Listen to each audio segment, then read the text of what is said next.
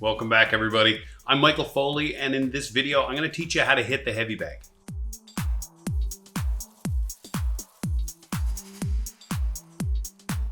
The purpose of this video is to help you feel confident when you go to the gym to hit the heavy bag for the first time. The number one tip you can take away from this video is to never do something in front of the heavy bag that you would not do against a resisting opponent. You have to reinforce good habits and use your imagination because you're going to be fighting the heavy bag. This video is a continuation of the playlist that I have for kickboxing fundamentals. If you haven't already, after this video, go back and check that out. I'll leave a link to the playlist in the description. First off, we got to talk about protecting your hands when you're hitting the heavy bag. For the most part, you're going to want to wear hand wraps and gloves when you hit the heavy bag. There are some instances where you can use bare knuckles when hitting the heavy bag, but I don't recommend doing this on the regular, trying to get a bag workout. The only time where I would tell somebody to use bare fists when hitting the heavy bag is if they have an alignment issue when they punch. If they find they're punching with their pinky or their index finger, a good practice is to get used to sinking your knuckles into the bag with a bare knuckle, seeing how it lines up, making sure your elbow lines up behind your fist. And then once you've got that, then you can go back to punching with hand wraps and gloves on. But one thing to never do is to use that drill for power punching. Less than half speed, little to no power, just getting used to lining up your knuckles when you hit the heavy bag.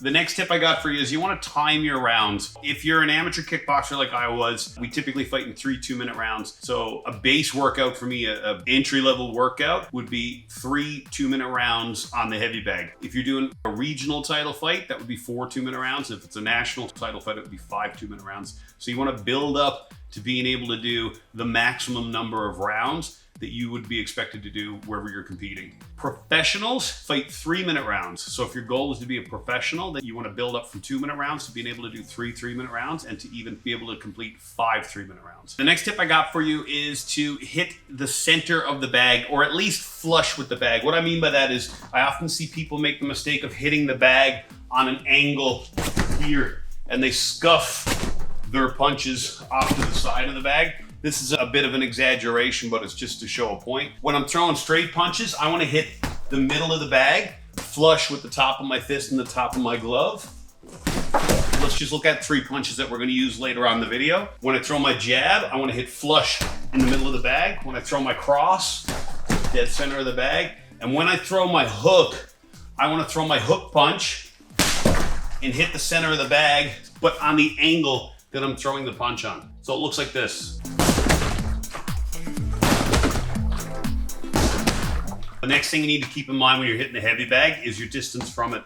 I don't want to be so close that I'm choking up my punches, and I don't want to be so far away that if the bag starts moving, I'm hyperextending my elbow. Set your feet at a distance where at the extension of your punch, the last 5% of your punch's extension, you should make contact with the bag, and then when you turn over for your punch, you should be sinking in several inches. That's true with your power punches like your cross and your hook, but with your jab, I want to step back and I want to get used to finding that distance with my jab. So if I'm here on the outside and I'm throwing some jabs, I might not connect with the first couple. So I want to get used to using the distance between myself and the heavy bag to find the proper distance. Get into the habit of throwing your jab, stepping in, and finding that perfect distance where when you step in and throw your jab, your knuckles are able to sink in a couple of inches. The next thing I want you to do is have a goal in mind for every round. So each round can have a theme. You don't just need to mindlessly stand in front of the heavy bag ripping combinations. Make a theme. So if I'm doing 5 2-minute rounds or 5 3-minute rounds, round 1 can just be about establishing my jab. So that would look something like this. I'm on my toes on the outside moving around and I'm cracking my jab. Maybe I'm stepping in, throwing and stepping back out, or throwing, moving my head, creating a bit of an angle, or using a double jab to get into connect. But your first round, you can use that to establish the jab. So the theme of your second round, maybe even your second and third round, could be sitting in the pocket with your power punches. So once I found my range with my jab, plant my feet in front of the heavy bag and get used to throwing power punches right here in the pocket and being able to turn over and sink my knuckles into the jab that couple of inches. Each round is going to build on itself. The third round, I can start that off by finding my range with the jab, planting my feet in the pocket for power punches, But then I'm gonna start mixing in body punches. So off of these punch combinations to the head, I can start ripping body shots, stepping out, finding my range with the jab, mixing up my targets. But I don't just wanna stick to throwing head punches here. I wanna be able to mix it up, throw to the body, step out, step in again, attack the head, go to the body, and keep building on the rounds like that. For the fourth round, add in how to exit and how to create angles. What I mean by that is I don't just want to come in on a straight line so my chin comes straight towards my opponent. I throw my punch combinations, head, body, and step out, or even stand there with my head in one spot. This round, we're gonna start creating angles and head movement. So what I mean by that is at the end of my punch combination, whatever hand I finish with, I'm gonna exit to that side. So I can do that with either a slip of my head, reset and step back on the right side here, or I can throw a punch combination on the end of that combination, slip to that side, create an angle to move out so that I'm not staying in one spot in front of my opponent. Remember, we're training on the heavy bag the same way we want to fight. So practice how you want to perform. I don't want to stand in front of my opponent in the ring with the habit of keeping my head in one spot. I want to be able to move around a little bit here, throw my punch combination, and exit clean. On the heavy bag, it would look like this. I'd find my range with my jab, rip my combination. I finish with a left punch, so I'd move my head to that side, create an angle, step out, reset, find the range, slip, exit on an angle, reset. And for your fifth round, you just work on putting this all together. So I'd want to be finding my range, going to the body, exiting on angles, moving my head. Over the course of those 5 rounds, we were either moving our feet, moving our hands, or moving our head. Those are 3 things. You want to be moving one of them at every point in your match. You either want to be moving your feet, throwing your hands, or moving your head, or a combination of that. You got to keep that in mind when you're hitting the heavy bag too. The next tip I got for you is not every punch has to be a power punch. We employ something called pitter patter power. What I mean by that is I can stand in front of the heavy bag here, tap out combinations, and then rip a power punch. So I'm on my toes, my guard's up, I step in, I gauge distance a little bit. If my opponent's guard's up, I don't want to waste power punches hitting them where their defense is. I want to save my power punch for where their defense is not. So if my pitter patter punches are bringing my partner's guard high, I can attack the body. Maybe those punches are bringing their guard low, so I can attack the head.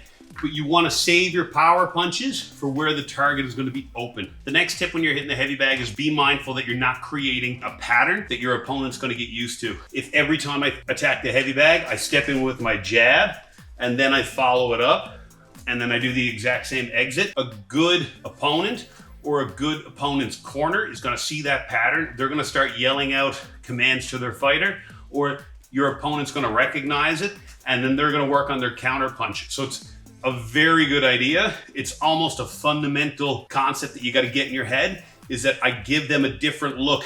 I could be on the outside moving here. I can fake a jab a little bit, add in feints, and every time I attack, it should look slightly different every time. So another thing you got to keep in mind is I don't just want to stand in one angle with the heavy bag, attacking the heavy bag on a straight line always. When I finish my combination, if I exit to my left, I'm going to create this angle and then I stay here and attack. If I exit on my right, create an angle, stay here and attack. But you want to try to move around the heavy bag, not just stay in one spot. The 2 tactics I employed when I was still competing were pressure fighting and the 3 E's, enter, execute, exit. How I can apply that to the heavy bag looks like this. If I'm thinking about enter, execute, exit, I'm on my toes. I use my jab to set up my combinations. And then at the end of my combination, I exit. So I'm moving around my opponent, giving them a different look. I enter, execute my combination, and exit. That's good for footwork, it's good for mobility, it's good for getting a sweat going. The other tactic is pressure fighting. So when you've got your opponent on their heels, they're backing up, they're gloving up, you've hit them a couple of times, that's when you pour on the pressure. Pressure fighting, you want to stay in front of your opponent, weights on the balls of your feet, and from here, I'm throwing my power punches. So I'm not exiting. I'm staying in front of them. I'm creating a little angle, and then I stay on top of them, throwing power punches, and I keep pushing till I get that 8 count. So if you're brand new to hitting the heavy bag, these are 2 basic fundamental combinations that you can use to get started. The first one is a classic 1, 2, 3 or a jab cross hook. So I'm on the outside, I step in and I throw my jab, I turn over for my cross, and then I rip my hook. Here, what makes this a beautiful combination to practice with is how many different ways you can throw it. I can throw it the classic 1, 2, 3. I can 1, 2, 3, slip off the cross, exit on an angle. I can 1, 2, throw a body hook right here. You can 1, and instead of throwing a straight 2, make it an overhand and a body hook. Or you can throw a body jab and then a cross hook to the head. So there's lots of different ways you can take a single combination like a 1, 2, 3 and add a little variety to it. And the other combination is a 2, 3, 2. Probably my favorite combination, especially fighting taller fighters. I back up when they were attacking with the jab. Just stay outside of reach, trying to get them to reach for me. And when they reach, I pull and then throw a 2, 3, 2. So the combination on its own looks like this. I'm close enough, I drive in, I throw my cross, then a hook, then a cross. Add the head movement in, cross, hook, cross, slip, little shuffle step to reset. Or cross, body hook, short right hand. Or cross, body hook, big overhand.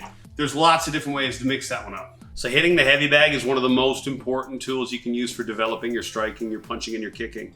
It's not something that you should be intimidated by. All you need to do is learn how to use it properly. So I hope you got some tips out of this video that you can put into your own training. I really hope you got something out of this video. These are tips and tricks that we're constantly trying to instill with people here at the club. If you haven't already, don't forget to like, subscribe, and turn on notifications. I'm Michael Foley, and I'll see you on the mats.